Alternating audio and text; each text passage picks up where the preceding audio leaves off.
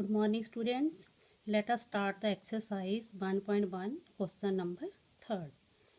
An army contingent of 616 members is to march behind of 32 members in a parade. The two groups are to be marched in the same number of columns.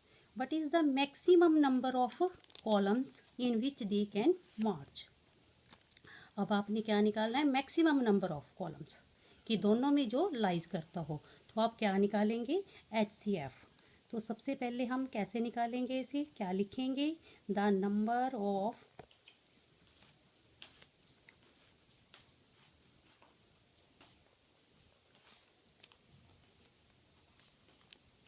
Should be selected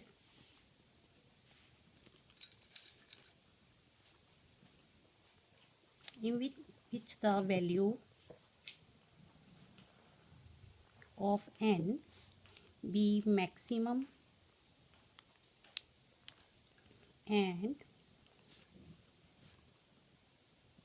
it must divide both number। वह number जो दोनों में ही divisible होता हो। तो हम क्या निकालेंगे? हम तो नंबर ले लिए पहले हमने 616 और 32। अब हम इसका HCF निकालेंगे क्योंकि हमने मैक्सिमम नंबर निकालने हैं जो दोनों में इलाइज करते हो। 32 1 ज़ा 32, रिमाइंडर इज 29 माइनस क्या ऊपर से 6 लिए तो 9 पर डिविजिबल। तो कितना आया? 288। अब आपके पास 8 रिमाइंडर आया। 8 is the less than for the 32। तो आपने फिर अगेन डिवाइड बाई 8, 32 बाई 8, 8 4 ज़ा 32। तो अब आपने जैसे हमने यूक्लिड डिवीजन एल्गोरिथम में जो लिखा था वैसे ही हमने उस थ्योरम के मुताबिक ही लिखना है। 32 इंटू 19 प्लस 8। ये हमारी तब तक चलती रहती है जब तक हमारा रिमाइंडर 0 नहीं आ जाता। तो अब आपके पास 32 is equal to 8 into 4 plus 0। तो HCF 32 इज इक्वल टू 8। तो आंसर क्या आ गया हमारे पास? 8। अब आपके पास जो है नेक्स्ट क्वेश्चन है, क्वेश्चन नंबर 4 है। वो है आपके पास show that square of any positive integers is to form of 3m और 3m plus 1 for the same integers. क्या कहता है कि आपने प्रूव करके बताना है कि कोई भी स्क्वायर पॉजिटिव नंबर का जो स्क्वायर है वो इस फॉर्म में है। तो हम इसे कैसे स्टार्ट करेंगे? सबसे पहले लेट ए इज, हमने ए को पॉजिटिव नंबर ले लिया इन फॉर्म ऑफ, जैसे हमारे पास यूक्लिड डिवीजन लैमरिथम में थ्योरम मैंने क्वेश्चन किया था उस दिन, same as is 3Q means question, ठीक है, 3Q प्लस 1 और 3Q प्लस 2। आपने केस पहले लिया, सबसे पहला केस बन लिया कि जो 3Q है when A is equal to 3Q, ठीक है। A इज इक्वल टू आपने क्या ले लिया? 3Q। अब आपने इसकी स्क्वेयरिंग की है, क्या आ गया हमारे पास? A square is equal to 3Q का square is equal to 9Q square. हम इसे इस फॉर्म में भी लिख सकते हैं 3Q इंटू 3Q। अब आपने केस सेकंड लिया जिसको आपने लेट लिया हुआ है। अब सेकंड केस में क्या है? When A is equal to 3Q plus 1, इसको भी हमने स्क्वेयरिंग किया, again squaring. A square is equal to 3Q plus 1 का होल स्क्वायर। आपको फार्मूला पता ही है, A square plus B square plus 2AB। क्या आया आपके पास? 9Q square plus 6Q plus 1। अब आप इसको इस फॉर्म में भी लिख सकते हो 3Q into 3Q plus 2 plus 1, ठीक है।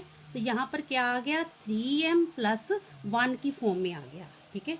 यहाँ पर हमारे पास क्या आया था? Where m is equal to 3Q आ गया। यहाँ पर हमारे पास क्या आ गया? m is equal to Q into 3q plus 2। अब आपने केस थर्ड लिया। थर्ड केस में क्या है, when a is equal to 3q plus 2, squaring किया आपने, A square is equal to, both side square करते हैं जब भी करते हैं, तो क्या आया हमारे पास, 3 3 जार 9, A square plus B square plus 2ab 12q plus 4। तो क्या इसे हम इस फॉर्म में लिख सकते हैं, 9q square plus 12q plus 3 plus 1। इस 4 को हमने क्या पार्ट, दो पार्ट्स में डिविजिबल कर दिया। क्यों, हमने इस फॉर्म में लेके आना है इसे। तो अब आपको पता है 3 कॉमन ले लिया मैंने यहाँ से, 3q square plus 4q plus 1 plus 1। अब क्या है, where m is equal to, m किस फॉर्म में आ गया, 3q प्लस 4q प्लस 1। अब आपका क्या रिजल्ट निकला है, हेंस a इज द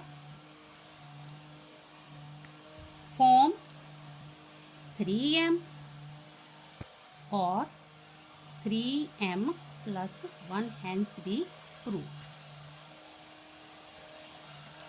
अब हमारा नेक्स्ट टॉपिक आता है the fundamental theorem of arithmetic. क्या मतलब है इसका, कि एवरी कॉम्पोजिट नंबर, पहले लिख लो आप, नोट डाउन करो,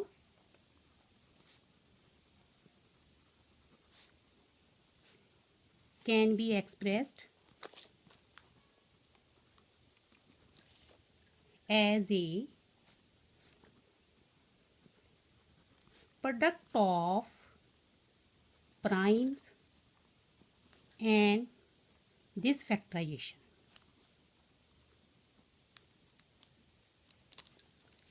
is unique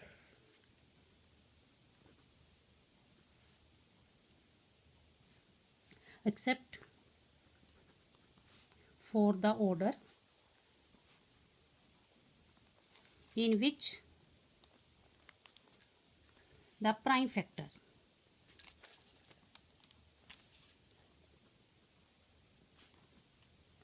क्या कहता है कि जो भी हमारे पास कॉम्पोजिट नंबर होता है, composite numbers are more than 2 factors, ठीक है, जैसे 4 है, 9 है, 6 है, जिसके बहुत सारे फैक्टर्स होते हैं, ठीक है, 2 से ज़्यादा फैक्टर होते हैं, उसे कॉम्पोजिट नंबर बोल देते हैं।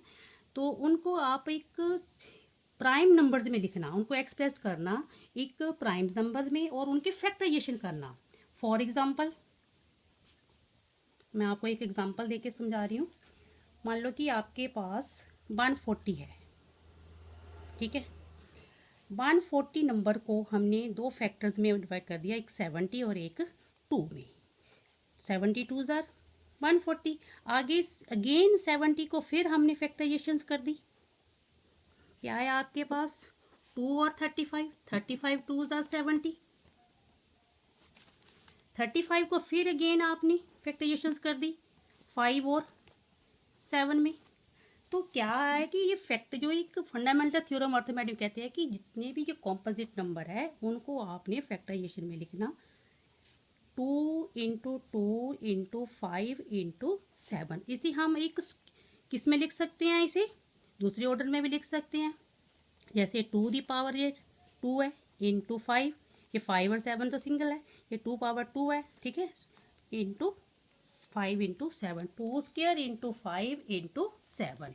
ये था, इसके साथ वाले बहुत सारे क्वेश्चन है। अब आपको मैं होमवर्क दे रही हूँ। होमवर्क में आपके पास एक एक्सरसाइज 1.1 का क्वेश्चन नंबर है जो 5th है, वो करना आपने, और एक्सरसाइज 1.2 के है, क्वेश्चन नंबर 1 का है, उसका आपका फर्स्ट पार्ट में डन करवा दिया, ठीक है। आपने उसका second, third, 4th and 5th part आपने करना फ्रॉम द एनसीईआरटी बुक।